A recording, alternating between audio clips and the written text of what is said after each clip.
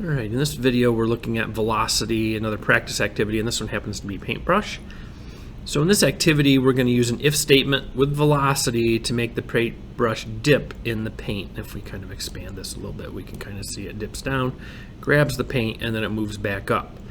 So in this instance, while this could be like an if else, we're actually going to use an if for the key that moves it down, and then we're going to use another if that if it happens to reach a certain level here, we're going to have it move back up. That way, if we only go partially down, it won't go right back up. So an if else really doesn't work very well in this particular instance.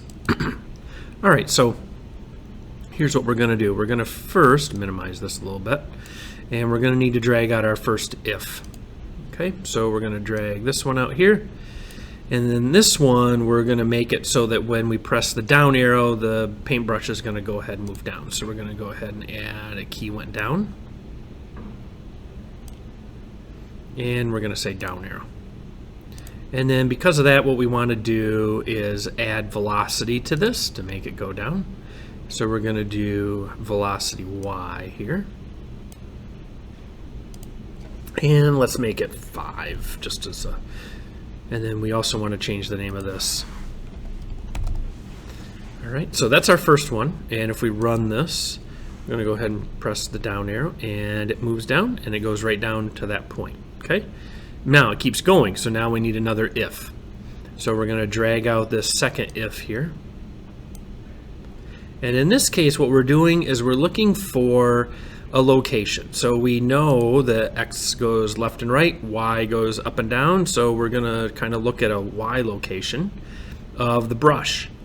So let's go ahead and drag out a math, and we're gonna need a greater than, and then we're gonna drag out the brush dot Y here.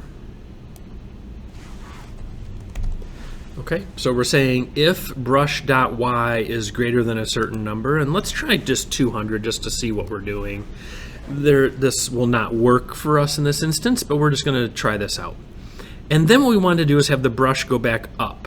Okay, so what we're going to do is drag out the velocity over here. And notice it gives us an equals and everything, so really makes it nice. And instead of this is 5 going down, let's make it -5 so that it will go back up. Kind of keep them the same pace that the brush is moving. So let's go ahead and run this. And we're going to move down. And we can see that it doesn't go down nearly far enough, right? So I'm pressing the down arrow, it goes down, hits the 200, goes back down, and so on. Okay, so we need to fix some things. It doesn't go down far enough. So we did 200.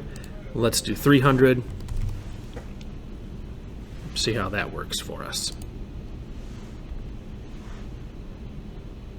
Maybe a little bit further. 300 would work, but it feels like theirs goes down a little bit more. Let's see. That's pretty good. I mean, we could tinker with this a little bit and say 320.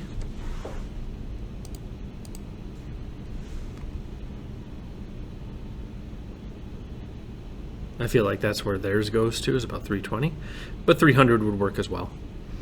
So that's how you make this work. You're going to need 2 ifs, one for keying the press, hit the key down, so we want the paintbrush to move down, and the other to check for how far down it moves, and then we're going to have it move back up. But there you go. Hopefully that helps you with your coding, and good luck.